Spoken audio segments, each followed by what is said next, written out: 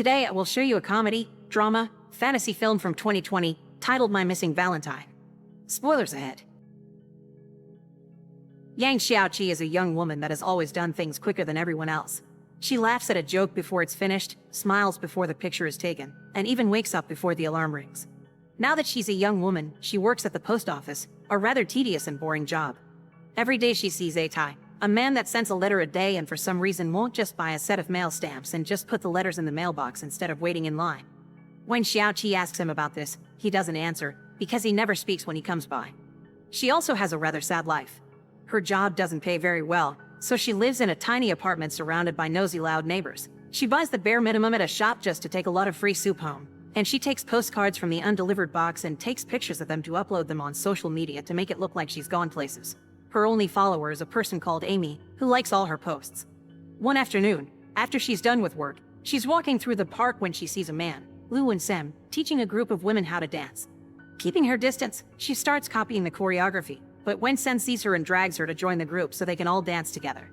Xiaoqi has a lot of fun, but when the class is over, she tries to flee, only to have Wen Sen follow her to talk to her. He explains his park classes are free and gives her his card while praising her natural beauty. In return, Xiaoqi tells her about her job in the post office, and Wen Sen promises to visit her there soon. Afterward, she has dinner alone while listening to the radio and starts thinking about the day her father left when she was just a teenager. She had bumped into him on the street and he told her he was going to buy tofu, but he never came back. 7 months later, they had to move out of the house because they couldn't afford it anymore, and Xiaoqi found among her things a weird key with the number 30A on it that she couldn't remember what it belonged to. Her mom was giving away all of her father's belongings, but Xiaoqi grabbed his radio and kept it to herself. The next day at work, a man tries to cut in line by picking up a number from the floor, but Xiaoqi has seen him and calls him out for it. The man gets angry and starts making a scene, but luckily Wen Sen arrives and keeps him back until an employee comes to take him away. Then, Wen Sen flirts a bit with Xiaoqi, and while pretending to fill in a form, she asks her out by writing the question on a piece of paper. She writes down her answer as well, wondering if they aren't moving too fast, but he thinks her being fast is cute, so they agree to go to the movies tomorrow. She spends the evening listening to the radio and pretending it's Wen Sen the one singing the love songs for her. The following day, when she takes the bus, he notices a man touching a woman inappropriately, and she takes some pictures for proof. She also notices a man with glasses staring at a chubby girl, and she lets the girl know this to see if maybe they get lucky with each other.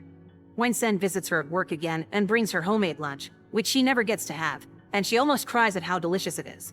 After work, they take a taxi to the movies, and afterward, they chat about their plans for Valentine's Day, which is tomorrow. Xiaoqi explains she's never celebrated it, and Wen Sen tells him he doesn't have plans either. He used to have a girlfriend that died of leukemia, and nowadays he spends most of his time visiting the orphanage he grew up in. There's one little girl that is in urgent need of a heart transplant, but it's incredibly expensive, so Xiaoqi gets an idea to help. The city is running a teamwork competition during Valentine's Day, and the winners get 200,000 in money and a pair of plane tickets. Wen Sen accepts to enter with her, and so they spend the rest of the evening practicing the different games they'll have to compete at. To return home, they take the bus instead of a taxi, which is empty except for them. The pair holds hands and even tries to kiss, but at that moment, the bus driver suddenly hits the brakes and makes them flinch, ruining the moment.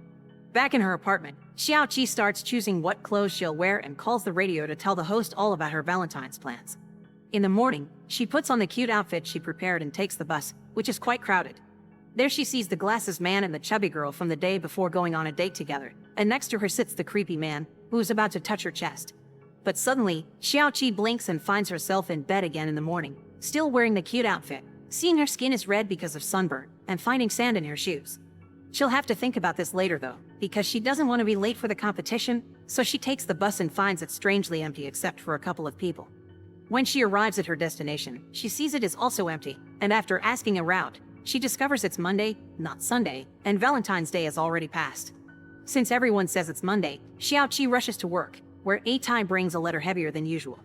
His face is swollen with a wound, his eye is black and blue, and this time he actually speaks, telling her thanks and goodbye.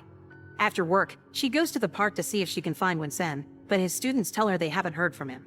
Unaware that the news is reporting various strange occurrences during Valentine's Day, like a woman teleporting out of a bus, Xiaoqi goes to the police station to report her missing day, but she isn't taken very seriously. Xiaoqi returns home, where she listens to the radio host talk about lost objects until the power goes out, and suddenly, she hears some noises coming from her wardrobe. When she opens it, she finds a guy with a funny tongue, a tail, and reptile goggles that claims to be a gecko. He says geckos are in charge of keeping an eye on the things people lose or forget they had before handing her a box with a bunch of stuff from her childhood, like her first pacifier and a doll, but also a small key with the number 38 on it.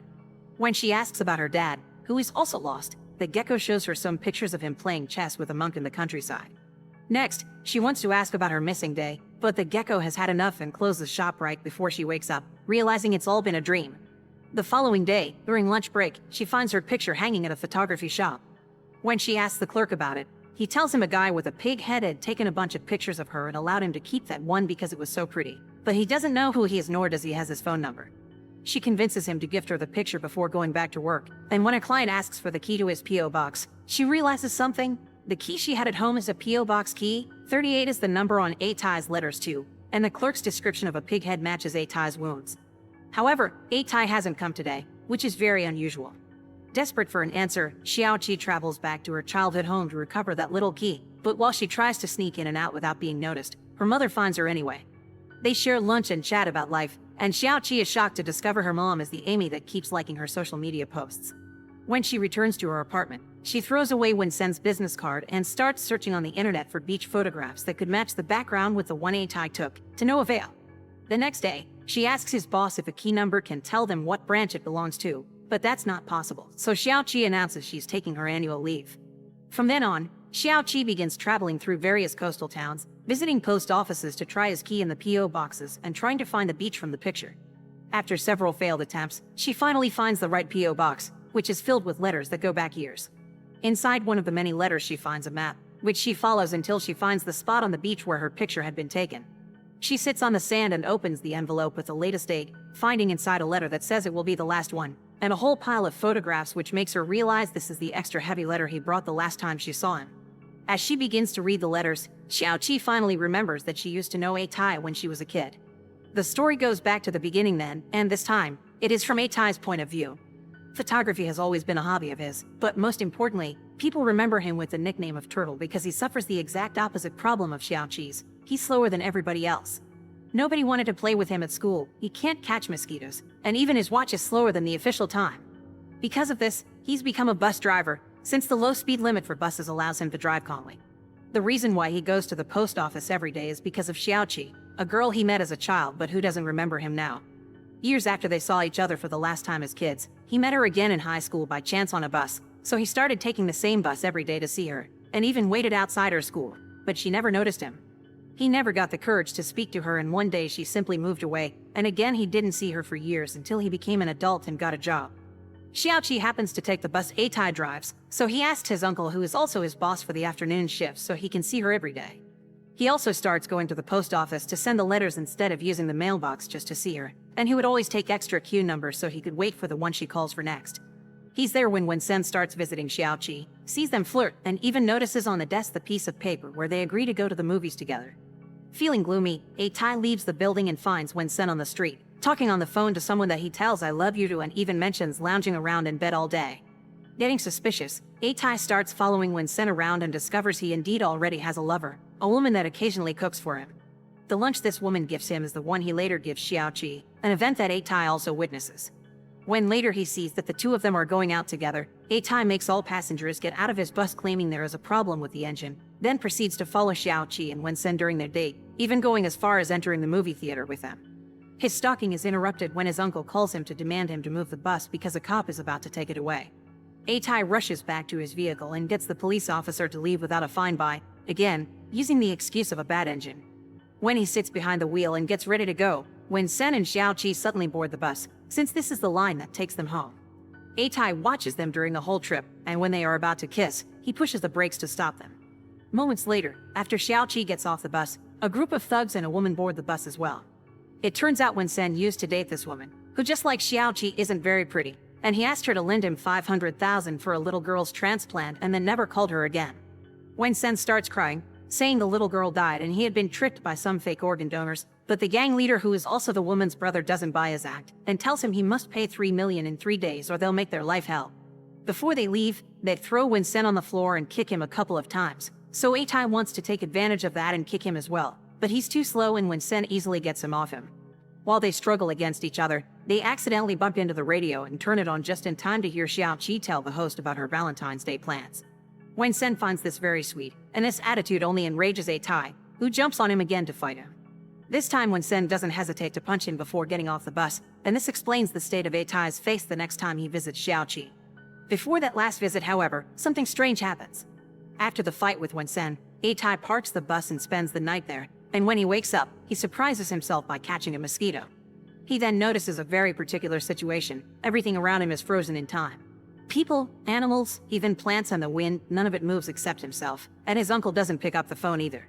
After looking around the street for a while confirming nobody can move or even notice what he's doing, he steals a bicycle from a random guy and uses it to search for Xiaoqi, who is at the bus about to be touched by the creep. A-Tai proceeds to move his hand away, turn every passenger's head toward the windows, and then he takes the driver out of the bus so he can drive it instead as he promises Xiaoqi to take her somewhere special. Then he starts telling Xiaoqi their childhood story. They met during a special weekend while they both were in Taichung for a holiday, and they both also ended up in a multiple car crash where they got injured and A-Tai lost his parents. Afterward, they also were sent to the same hospital room, where they chatted a lot and bonded while keeping each other company. Since Xiaoqi's injuries weren't as serious as A-Tai's broken leg, she was discharged first, but they promised they would write to each other from then on.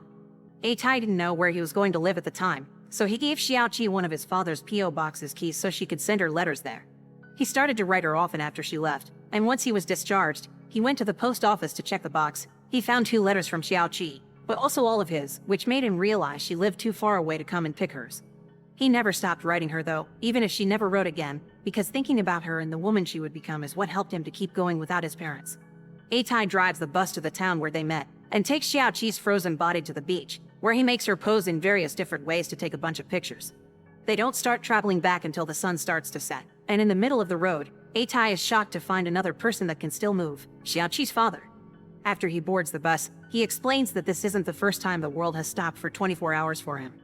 Xiaoqi's father is just like A-Tai, a slow mover, and their lives function kinda like a savings account. Because of interest, time accumulates, and they get an extra day.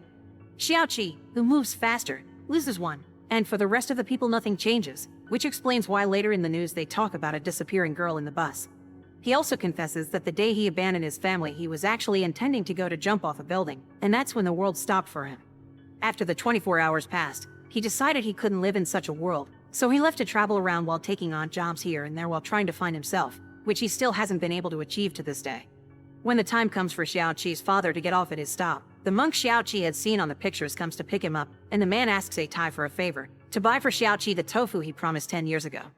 A-Tai promises he will after taking a picture of Xiaoqi and her father together.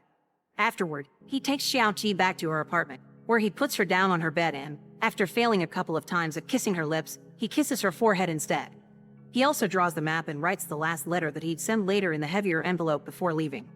After this experience, he accepts this is time for him to let go, and this is why when he goes to the post office to send the last letter, he tells her goodbye. As he leaves the building, A-Tai is run over by a truck. 1 year later, Xiaoqi has transferred and is now working in the post office where P.O. Box 38 is, but she hasn't received any letters since the day of the incident. She thinks she's going to spend Valentine's Day alone again, but that day, she is surprised by a sudden visit. It's A-Tai, who's walking with the aid of crutches. Xiaoqi starts crying as soon as she sees him, and only gets more emotional when she notices the letter he brings is for her.